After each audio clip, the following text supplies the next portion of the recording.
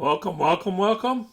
Welcome to our channel. Welcome to another one of our videos. Today we're going to cover International Business Machines, which is called IBM.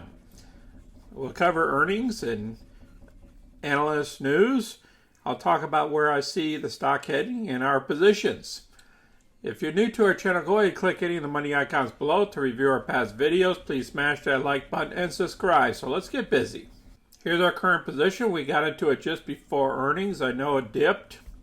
I'm not worried about it. I had a cover call against her. So we picked up $246 this past week.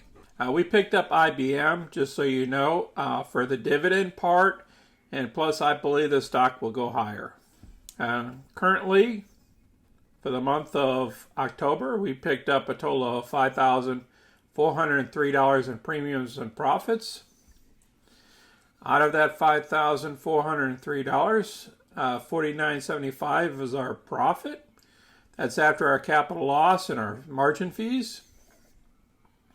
And we have one more week to go in October. Based on the $49.75, we achieved so far a 3.45%, which is over our 3% that we try to achieve each month. Look at this. The market dipped in 3 of the indices out of 4. And look at the volume of IBM, 11.3 million shares versus the average volume of 4.2. Market cap is around 115 billion. And look at the dividends. They're looking better now. It's 5.13% return. Interesting. On the analyst side of the house, we have a low side of 115 and a high side of 172. The average is 151. First item we're going to cover is why IBM plunged right after earnings. IBM's revenue inched up a 0.3% year over year to $17.6 billion. Now that's the revenue side. Wall Street had anticipated sales of nearly $17.8 billion. So they were off by $200 million.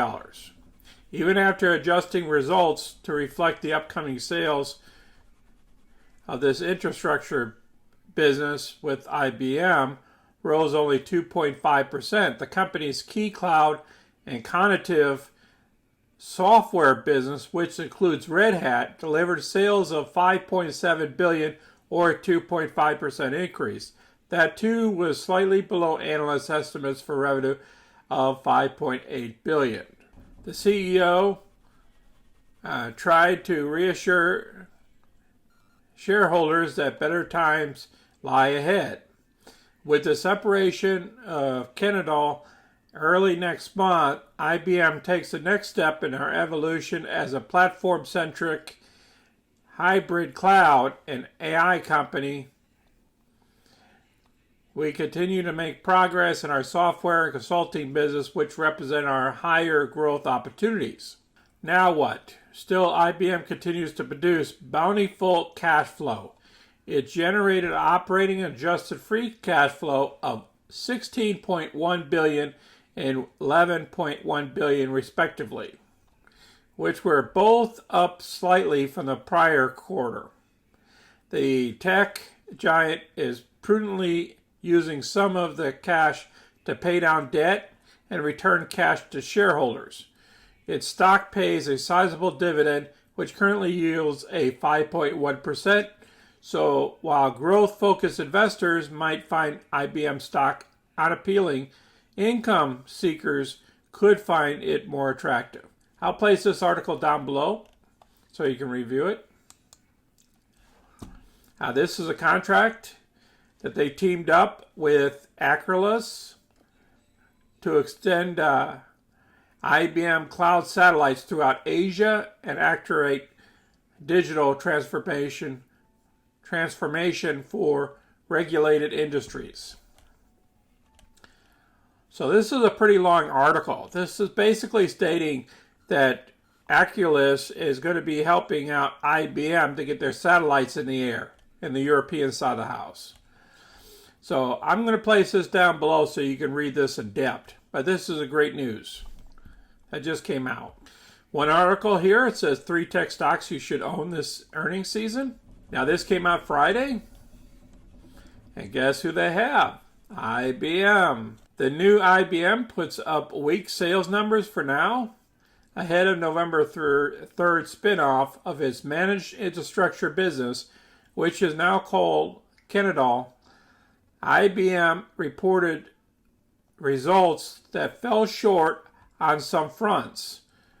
Earnings per share of 2.52 beat the consensus analysts expected by 1 penny, but revenue of $17.6 billion was shy of the $17.8 billion consensus. Shares fell nearly 10% following the update. So what they did was they beat the earnings net net income, which is the most important, by the way, in my opinion, not what the revenue says. Okay, revenue is good, but the net side of the house. I want to see what cash they have afterwards. That's my opinion. No bother though if you're looking for a solid income generator with some gradual stock price growth over time. IBM is still a good pick.